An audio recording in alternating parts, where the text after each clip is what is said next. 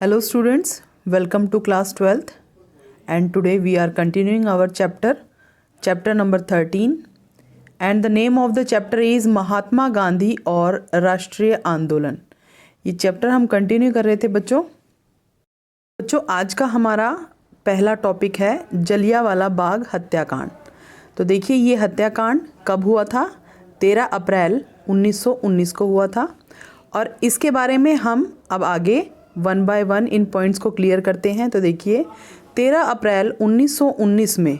अमृतसर में स्थित जलियांवाला बाग, इसमें बहुत सारे लोग जो हैं वो इकट्ठा होकर के बैठे हुए थे और किस विषय पर विचार कर रहे थे। ये जो रॉलेट एक्ट अंग्रेज़ों के द्वारा पारित किया गया था, इसके विरोध में वे लोग जो हैं अपना जो है रोष प्रकट कर रहे थे, यानी अपना गुस्सा प्रकट कर रहे थे और ये सभी वहाँ पर बैठे हुए थे। यह मैदान चारों तरफ से बंद था। अगर आप कभी जलियांवाला बाग गए हैं अमृतसर में तो आप वहाँ पर देखेंगे इस बाग की किस तरह से जो ये बाग है, यहाँ पर जो एंट्री पॉइंट है वो एक ही है और चारों तरफ से जो बाग है ये चारों तरफ से दीवार से घिरा हुआ है, यानी कि जो परिवार वहाँ रहते हैं उनका जो है बैक लगती है। अगर आप अभी वर्तमान में देखते हैं तो इस बाग में है ना, जो एक ही गेट जो एंट्री का है और वहीं से जो है एग्ज़िट भी मतलब उसी गेट से होती है। तो उस समय भी देखिए, तो उस समय की स्थिति भी आप समझ गए होंगे कि किस तरह से जो है वहाँ पर निकलने का कोई दूसरा रास्ता नहीं था और शहर से बाहर होने के कारण, यानी कि ये बाग जो है मेन शहर से थोड़ा दूर था, इसीलिए जो है लोगों को पता नहीं था कि इस शहर में मार्शल लॉ लागू हो चुका है। तो देखिए मार्शल लॉ के अनुसार जो है शूट एंड साइट का ऑर्डर दिया गया था कि कोई भी व्यक्ति जो है, कोई भी 2 या 2 से ज़्यादा लोग जो हैं ऐसे इकट्ठे होकर के मीटिंग नहीं कर सकते। तो उसी समय देखिए जनरल डायर हथियारबंद सिपाहियों के साथ जो है वहाँ पर पहुँच गए और जाते ही उन्होंने जो है मैदान के बाहर निकलने के सारे रास्ते बंद कर दिए और इसके बाद सिपाहियों ने जो भीड़ पर, वहाँ पर जो लोग इकट्ठा हुए थे उन पर अंधाधुंध गोलियां चलानी शुरू कर दी। तो देखिए इसका परिणाम क्या हुआ कि लगभग 1000 से भी ज़्यादा लोग जो हैं उनकी वहाँ पर मृत्यु हो गई। लेकिन जैसे अगर हम उस समय के सरकारी आंकड़ों के हिसाब से देखें तो अंग्रेज़ों ने सिर्फ कितने लोगों की मृत्यु को दर्शाया था, ये 379 लोगों की मृत्यु को बताया, लेकिन वहाँ पर जो है 1000 से भी ज़्यादा लोग जो है वहाँ पर इस जो ये कांड हुआ था इसमें जो है ये लोग मारे गए थे। तो देखिए बच्चों, ये जो जलियांवाला बाग हत्याकांड जिसके विषय में हमने पढ़ा है, देखिए इस हत्याकांड से जो देश की जनता बहुत ज़्यादा जो है अंग्रेज़ी शासन के विरुद्ध हो गई और सभी भारतीय जो हैं मिल करके अंग्रेज़ी शासन की नींव को हिलाना चाहते थे, यानी कि अंग्रेज़ी शासन को समाप्त करना चाहते थे और स्वराज प्राप्त करना चाहते थे। इसके लिए गांधी जी ने निर्णय किया कि वो अंग्रेज़ों के प्रति जो है असहयोग का आंदोलन शुरू करेंगे। ये देखिए असहयोग आंदोलन कब से कब तक, 1920 से 22 के दौरान जो है ये आंदोलन चला। तो देखिए यह आंदोलन गांधी जी का प्रथम जन आंदोलन था। ये प्रथम जन आंदोलन क्यों कहा गया है, क्योंकि जो पूरे देश की जनता है उन्होंने गांधी जी का साथ देने का निर्णय किया और उस समय गांधी जी जो थे जन जन के नेता बन चुके थे और इस आंदोलन से जनता काफ़ी जोश में थी, क्योंकि अंग्रेज़ी शासन के वो बिल्कुल विरोध में थी, अंग्रेज़ी शासन को समाप्त कर देना चाहती थी। तो देखिए इस आंदोलन के जो कार्यक्रम हैं, गांधी जी ने किस तरह की जो है इसकी रणनीति तैयार की। तो देखिए इसमें जो है सबसे पहला पॉइंट देखिए कि सरकार से प्राप्त उपाधियाँ और वेतनिक या अवेतनिक पदों को त्याग करने का निर्णय किया गया। यानी कि गांधी जी ने लोगों से आह्वान किया कि जिस भी व्यक्ति को किसी भी प्रकार की किसी भी प्रकार की अंग्रेज़ों के द्वारा कोई भी उपाधि प्राप्त दी गई हो या किसी प्रकार का जो है कोई पद दिया गया है तो वो उसका त्याग कर दे, यानी वो उसे लौटा दे। जिस तरह से रविंद्रनाथ टैगोर जी को अंग्रेज़ों ने सर की उपाधि दी थी, तो सर की उपाधि इस घटना के बाद रविंद्रनाथ टैगोर ने उन्हें लौटा दी थी और काफ़ी जो है इस घटना के प्रति उन्होंने अपना रोष प्रकट किया था। तो देखिए जो सेकंड पॉइंट है वो है सरकारी स्कूलों और सरकारी अनुदान प्राप्त स्कूलों का बहिष्कार। गांधी जी ने देशवासियों से अपील की कि जो भी विद्यार्थी जो अंग्रेज़ों के स्कूल में जाता है या अंग्रेज़ों के द्वारा अनुदान में दी गई राशि से जो स्कूल चल रहे हैं उनका बहिष्कार कर दें। इसके बाद नेक्स्ट पॉइंट है 1919 सुधार एक्ट के अंतर्गत होने वाली जो चुनाव थे, यानी कि ये जो चुनाव उस समय होने थे उनको भी रद्द कर दिया गया, यानी कि किसी भी व्यक्ति ने या किसी भी नेता ने जो है उस चुनाव में पार्टिसिपेट नहीं किया। नेक्स्ट है सरकार के सभी न्यायालयों का बहिष्कार कर दिया, यानी कि जितने भी कोर्ट थे, कोर्ट में जाने वाले जो वकील थे उन्होंने जो है अपनी वकालत को त्यागने का निर्णय किया। नेक्स्ट देखिए विदेशी माल का भी बहिष्कार, यानी कि देखिए उस समय जो है अंग्रेज़ जो हैं हमारे देश से कच्चा माल ले जा कर के बहुत सारा तैयार माल जो अपने कंट्री से बहुत सारा जो तैयार माल है वो भारत में बेचते थे। तो देखिए गांधी जी ने स्वदेशी को अपनाने का आह्वान किया कि हम जो है अपने देश की बनी हुई जो वस्तुएं हैं उसको अपनाएं और अंग्रेज़ी वस्तुओं का, चाहे वो कपड़ा है, सूती कपड़ा है या अन्य वस्तुएं हैं, उनका त्याग कर दें।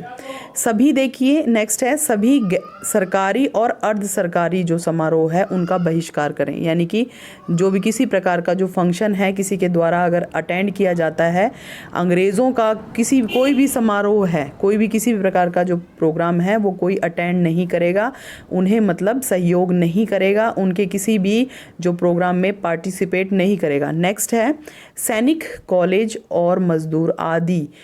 आदि ये सभी जो है काम करने से इनकार कर दे, यानी कि जो सैनिक हैं वो सेना में काम करने से मना कर दें, कॉलेज के जो अध्यापक हैं वो कॉलेज जाने से इनकार कर दें, मजदूर वर्ग जो है अपना काम छोड़ दें, यानी कि हर प्रकार के काम से मना कर दें। उसके बाद गांधी जी ने आह्वान किया कि कोई भी व्यक्ति जो है मद्यपान नहीं करेगा, यानी कि किसी भी प्रकार का जो नशा है वो नहीं करेगा, चाहे शराब है इसमें या किसी प्रकार की जो नशीली जो चीज़ें होती हैं उन सभी का त्याग करेंगे।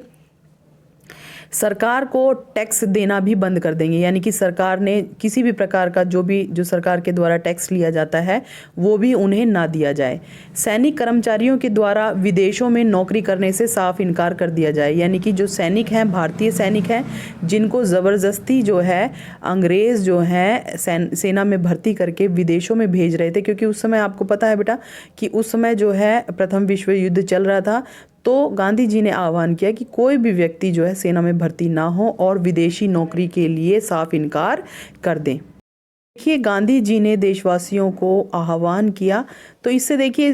जो अपनी देश की जो अर्थव्यवस्था है इस पर पूरा जो है प्रभाव पड़ा। तो ऐसा नहीं हुआ कि जो है लोगों को मजबूर किया जा रहा था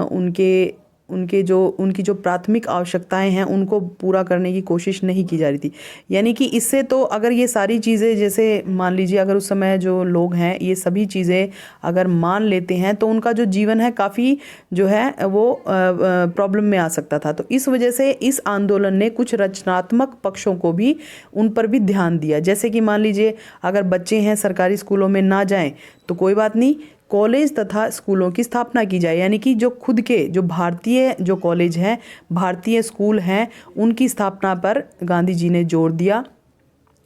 दूसरा है पंचायतों की स्थापना करना, यानी कि हम जो है अपने किसी भी मामले को अंग्रेज़ों तक पहुंचाने की बजाय हम अपने मामलों का खुद ही निपटारा कर ले, इसके लिए जो है पंचायतों की स्थापना की गई। नेक्स्ट है स्वदेशी को स्वीकार करना और प्रचार करना, यानी कि ठीक है हमने उस समय जो है अंग्रेज़ों, गांधी जी ने क्या अपील की थी कि हम जो है जो विदेशी वस्तुएं हैं उनका त्याग कर दे, तो वो त्याग करने के बाद हमें जो है स्वदेशी जो है अपनाना चाहिए। स्वदेशी अपनाने के लिए हमें जो है छोटे मोटे उद्योग धंधे जो हैं अपनी ज़रूरत का जो सामान है वो खुद बनाना चाहिए। तो इस वजह से देखिए गांधी जी ने जो है उस समय चरखा चलाने के लिए लोगों को प्रेरित किया, खुद जो है सूती जो कपड़ा है वो बुनाई करने के लिए लोगों को प्रेरणा दी और स्वदेशी अपनाने के लिए कहा, और इसका प्रचार करने के लिए भी गांधी जी ने कहा। तो इसके लिए देखिए मैंने आपको बता दिया कि हथकरघा और बुनाई उद्योग को प्रोत्साहित करने के लिए क्या कहा, ताकि जो है लोगों की जो प्राथमिक आवश्यकताएं हैं उनको पूरा किया जा सके। नेक्स्ट है अस्पृश्यता का अंत, यानी कि देश के अंदर जो है गांधी जी ने इस बात पर बहुत ज़्यादा बल दिया कि हम जो आपस में